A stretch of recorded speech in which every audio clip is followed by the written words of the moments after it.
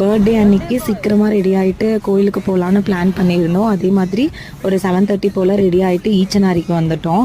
அன்றைக்கி பெருசாக கூட்டம் இல்லாதனால பொறுமையாக சாமி கும்பிட்டுட்டு அப்படியே கொஞ்ச நேரம் உட்காந்து வேடிக்கை பார்த்துட்டு இருந்தோம் வரவங்க போகிறவங்களெல்லாம்.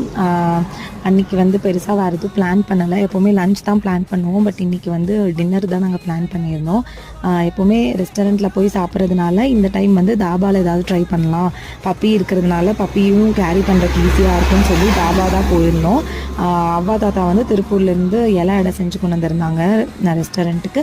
அதையும் சாப்பிட்டுட்டு அப்படியே வந்து அந்த தாபாவில் வந்து அவுட்டோர் ஸ்பேஸும் நிறையா இருந்துச்சு. அதனால் நாங்கள் அவுட்டோர்லேயே வந்து உட்காந்துட்டோம். எப்போவுமே இந்த மாதிரி தாபாவில் வந்து ஃபுட்ஸ் எல்லாம் வந்து செம்ம டேஸ்டியாக இருக்கும்.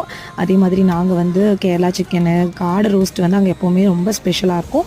அதுக்கப்புறம் பெப்பர் சிக்கனு, நானு, அப்புறம் நாட்டுக்கோழி கிரேவி இந்த மாதிரிலாம் சாப்பிட்டுட்டு ஃபைனலி டெசர்ட்டும் சாப்பிட்டுட்டு கிளம்பிட்டோம். ஸோ இப்படி தான் என் ஹஸ்பண்ட்